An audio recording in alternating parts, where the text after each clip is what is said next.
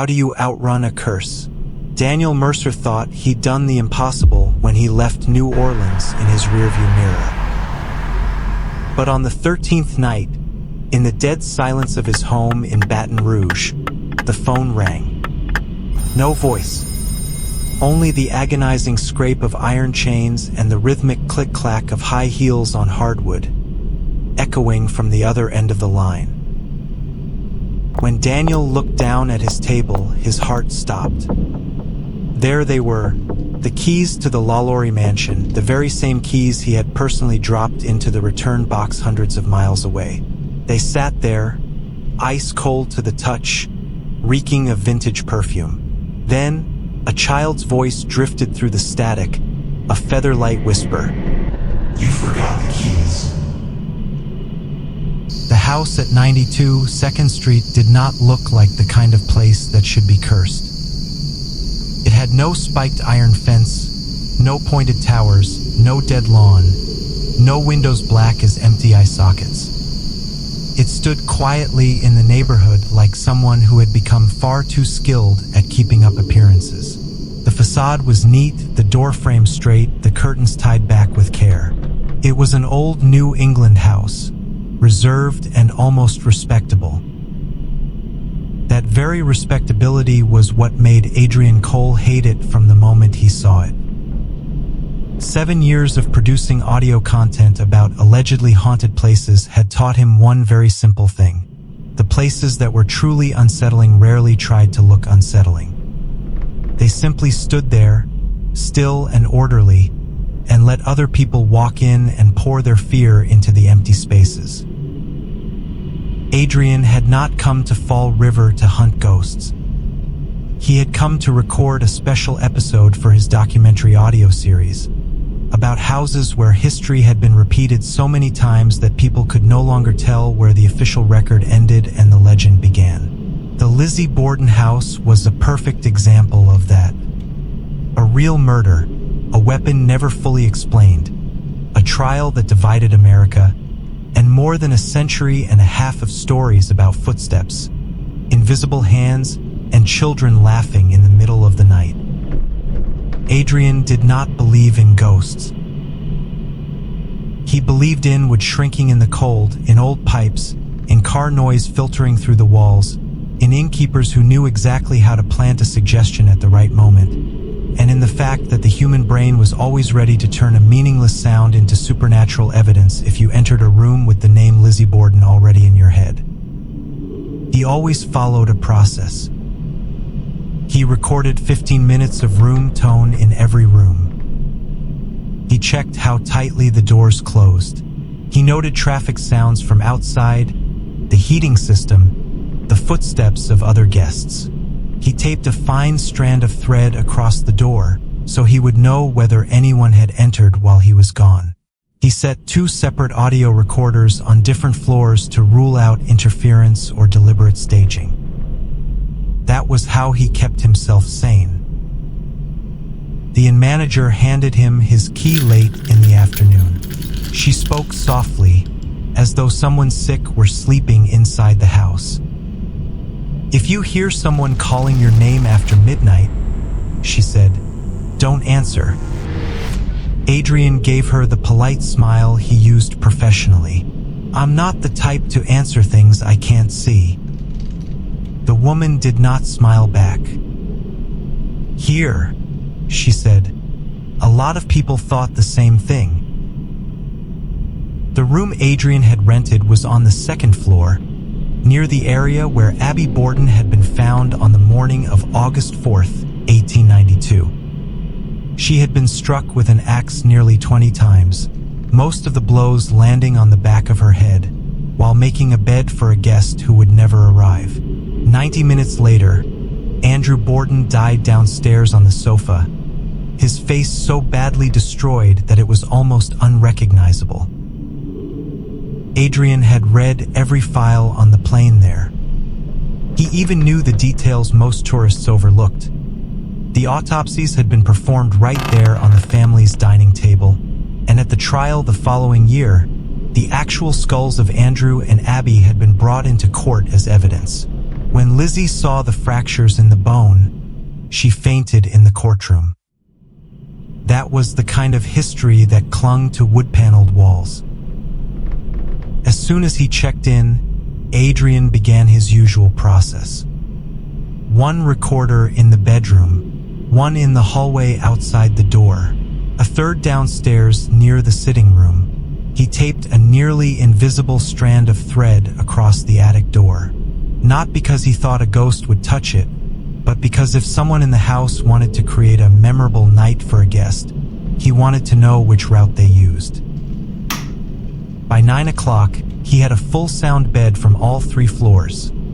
Light traffic outside, wood expanding and settling as the temperature dropped, someone coughing faintly at the far end of the hall, and the wall clock downstairs lagging by half a beat. Nothing unusual. And that made him feel better. Around 11, Adrian went down to the dining room to record the opening narration for the episode. He used the long table in the center of the room as the anchor point for his voice. The table itself was newer than the original, of course, but it stood in the same place. He put on his headphones, switched on the recorder, and dropped his voice into the steady documentary tone he knew so well. This house is famous not only because of a murder that was never completely solved, he said. What has kept it alive in America's memory is the feeling that that summer morning in 1892 never truly ended. He paused, listened back to part of the take, adjusted the mic, and continued. When he returned to his room upstairs, he brought the downstairs recorder with him to review it quickly before midnight. He sat on the edge of the bed, scrubbed back to the section he had just recorded, and listened through his headphones. His own voice came through clear, rounded, free of noise. Then there was a brief gap, only 2 seconds long, right when he had leaned down to adjust the gain. In that gap, another voice slipped in. Very small, very urgent. "Ma'am, come quickly." Adrian pulled one side of the headphones off his ear and frowned. He played it again. Same phrase. Could have been a radio signal bleeding in. Could have been a voice from another room slipping through a vent. Could have been the innkeeper planting an old audio clip somewhere in the walls. A cheap trick, but an effective one on a first-time guest. He did not panic. If anything, he became more alert. He took out the second recorder from the hallway and checked the same timestamp. The same phrase. The same break in cadence. The same constricted breath at the end of the sentence. Adrian sat still for a long time. This was the part he always liked best on nights like this. The first moment when an incident forced him to take the work more seriously. It was not fear, not yet. It was professional irritation, the discomfort of finding that one of his usual explanations no longer fit the evidence in front of him. He stood, opened the bedroom door, and bent to inspect the thin strand of thread he had taped there earlier. Still intact, no one had come in. The hallway was empty. The wall sconces cast a soft yellow light. The runner down the corridor absorbed most of his footsteps. He walked slowly toward the head of the staircase and heard laughter. A very short, very light sound, like a child covering their mouth and still failing to hold it in, came from above. Adrian looked up at the stairs leading to the attic. The door was still closed. The thread was still there, fine as a hair, glinting faintly in the light. He stared at it for several seconds, almost challenging the unease beginning to rise inside his chest. "Pipes?" he said aloud, as if making a note to himself. "Or the house next door." Then a small red ball rolled very slowly out of the darkness above, tapped the first stair of the descent toward the second floor and came to a stop. The thread across the attic door had not snapped. Adrian felt the back of his neck go cold. He did not rush up the stairs the way people always did in horror movies. He stayed where he was and forced himself to look carefully. The ball was old, its surface scratched, with a patch of paint flaked off near the valve. Could not have simply appeared there out of thin air. But if someone had placed it there earlier, why hadn't he seen it? And more importantly, if the attic door had never opened, where had it rolled from? Adrian climbed the stairs one step at a time, slow and controlled. He kept the flashlight beam low so he would not blind himself with glare. When he reached the landing, he crouched and picked up the ball. It was freezing. Not the chill of something left in an old house overnight. Colder than that, like it had just been lifted out of a tub of ice water. The moment his fingers closed around it, a woman's voice spoke behind him. "Don't make me go in there alone." Adrian spun around. A woman in a maid's uniform stood at the far end of the second floor hallway. Dark dress, faded gray apron, her hands clenched together at her waist. Her face was so pale it seemed to reflect the light rather than receive it. She was not looking at Adrian. She was looking past him, toward the attic door. "Bridget?" he heard himself ask, out of some foolish reflex. The woman blinked, once. When Adrian took a step toward her, the wall sconce above him flickered, a single pulse. And the hallway was empty. He stood there motionless, the icy ball still clutched in his hand. Part of him wanted to document everything in a cool, forensic voice. Visual hallucination due to fatigue, expectancy effect, fluctuating light source. But another part of him, the quieter, more primitive part, had already begun to understand that this house was not waiting for him to believe before it acted. Adrian returned to his room, shut the door, and checked the thread taped along the inside edge. Still intact. No one had passed him to get in first. He set the ball on the table beside the bed, aimed a small camera toward it, and turned on the recorder to speak his observations aloud. That was how he fought panic, by turning it into a file. "No visible motion in the hallway before the object appeared," he said. "Attic door remains sealed. It is possible the object was already below the sight line, though low." He stopped. In the mirror beside the wardrobe, the ball was no longer on the table. Adrian snapped his head toward the actual table. The ball was still there. He looked back at the mirror. The table in the reflection was empty, and the room in the mirror no longer matched the room he stood in. The light was dimmer. The curtains were closed, though behind him they were still partly open. And on the wooden floor in the center of the reflected room lay a woman face down. Her gray dress soaked dark across the shoulders and the back of the neck as though blood had been poured over her. Abby Borden. Adrian knew he should step back, look away, run the instant he saw it. But that damned professional instinct kept him rooted in place. He stared like a witness trying to memorize every detail for an official statement. In the mirror, the woman's hand trembled slightly. Not because she was alive, but like the final movement of a memory repeating itself. Then the image changed. The room was gone. Only the dining table downstairs remained, stripped bare and transformed into an examination table. Daylight poured down on an object resting atop a white cloth. Part of a human skull. The surface of the bone was split open, the fracture line gaping like a dry smile. Adrian could hear his own breathing inside the headphones.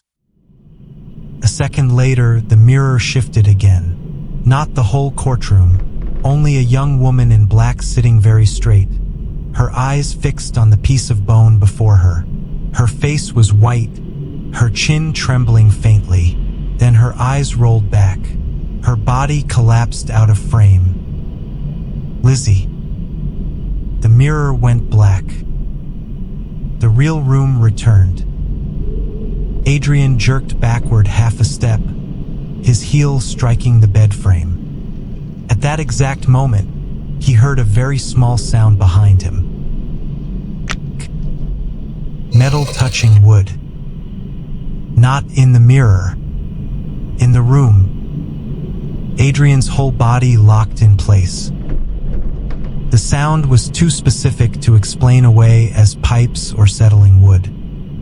It was short, heavy, deliberate. A bladed metal object being lifted or rested against something wooden. He turned his head very slowly. The bedroom door was still shut. The table was still there. The red ball lay still.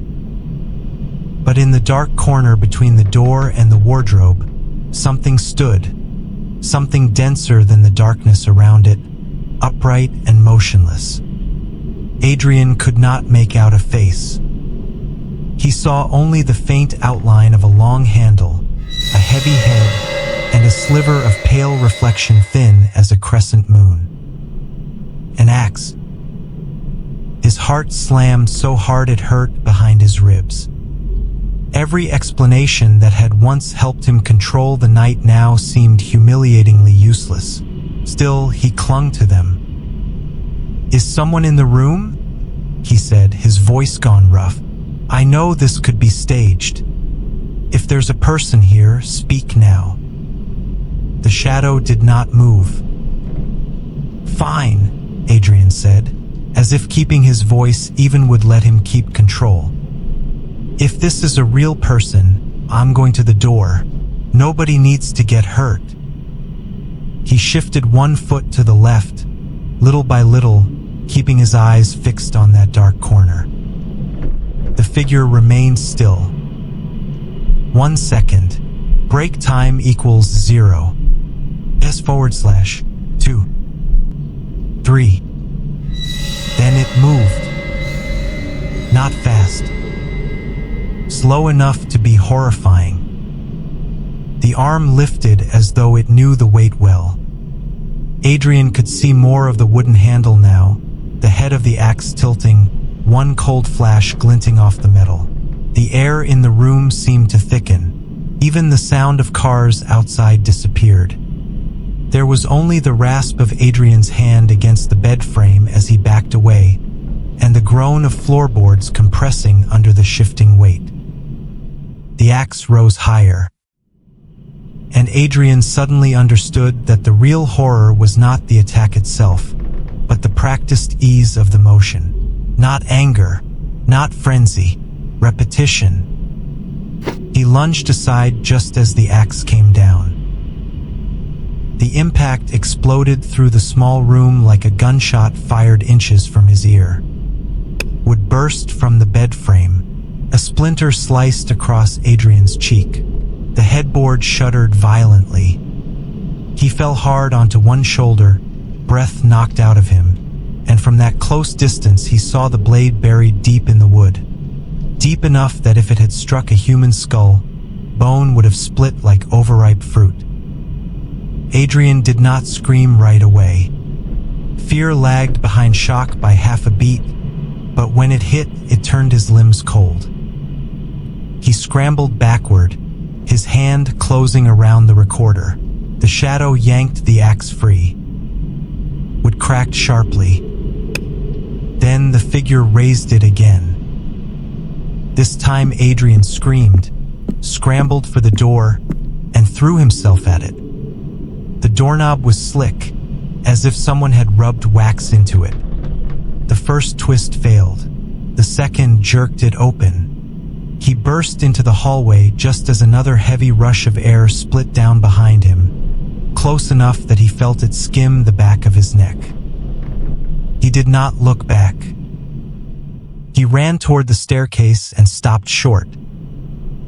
Bridget Sullivan stood in the middle of the hall. Not vague, not wavering, clearer than anything else he had seen all night.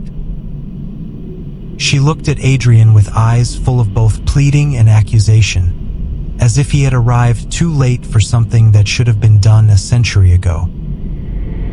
"He's still asleep down there," she said. Her voice was low and urgent, exactly like the voice on the recording. "And she's still up here." "Who is she?" Adrian asked, the words breaking out of him. Bridget did not answer. She only turned her head slowly toward the room behind him. Adrian followed her gaze. In the doorway stood a woman in a black dress, motionless in the dark. Small frame, straight back, arms hanging at her sides.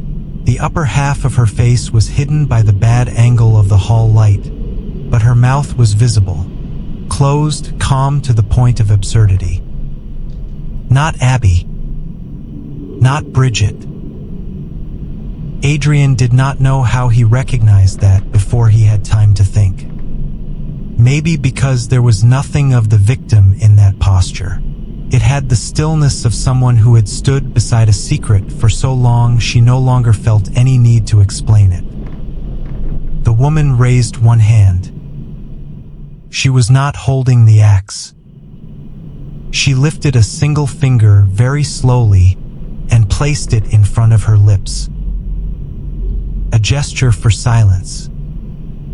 At that exact moment, the recorder in Adrian's hand switched itself on and began to play. Not the file he had opened. A different clip, one that had not existed before.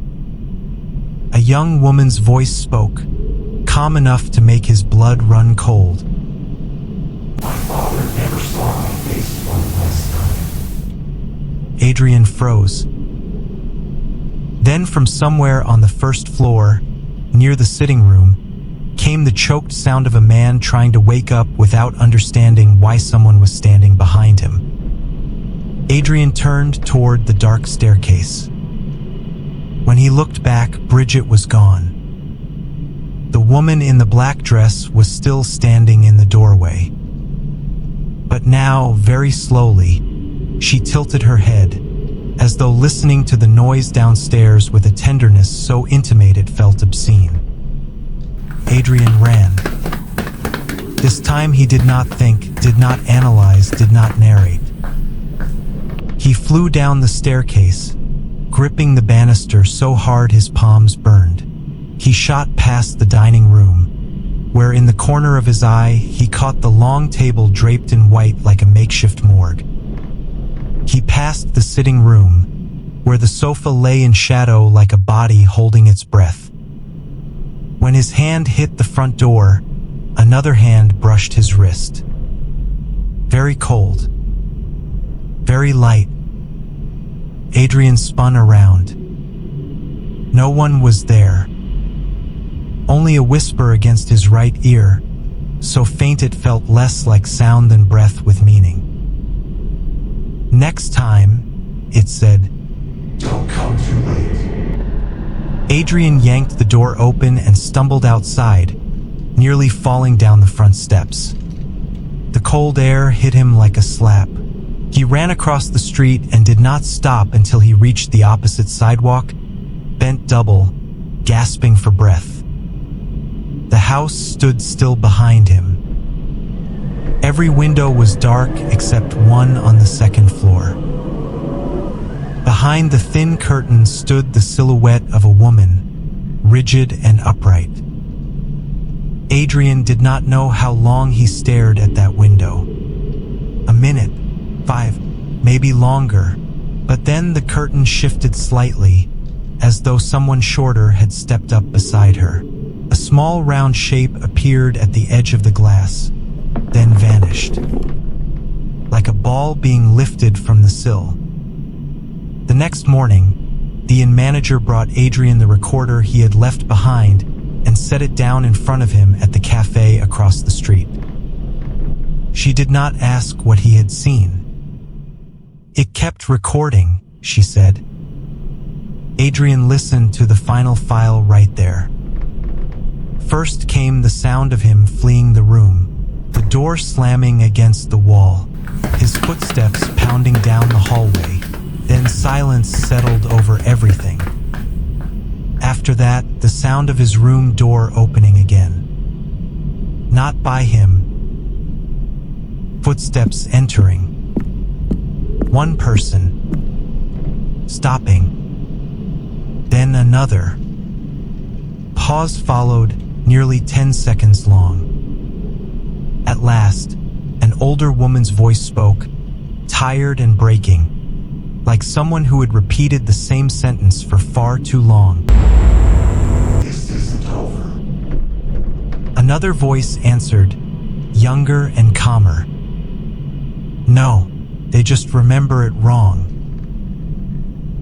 Adrian stopped breathing. He knew those two voices, not by name, by where they belonged in the house. One belonged upstairs. One belonged to the last room down the hall. One was the call. One was the silence after the call. The audio went quiet again for several more seconds. Then came the sound of a heavy metal object being lifted from the floor. Slow. Clear. Familiar. And just before the file ended, a third voice spoke very close to the microphone. Close enough that Adrian could hear the speaker's tongue touch the back of the teeth on certain consonants. The voice was neither high nor low, neither angry nor emotional, only composed. If you tell it, it said. Tell it right. Adrian took off the headphones. Across the street, 92 2nd Street stood beneath the pale gray morning sky, neat and proper as a model witness. No one looking at it would think that the night before, something had lifted an axe inside an upstairs room. He left Fall River before noon. That afternoon, when his car was already dozens of miles away, the recorder on the passenger seat lit up by itself once. No file was playing. No button had been touched. But through the thin veil of static, Adrian heard one last thing with perfect clarity. Not laughter, not footsteps, but the sound of someone dragging a heavy metal object very slowly along a wooden stair rail, as though it were moving from the second floor down to the first, one step at a time, to finish something that had been left undone in 1892.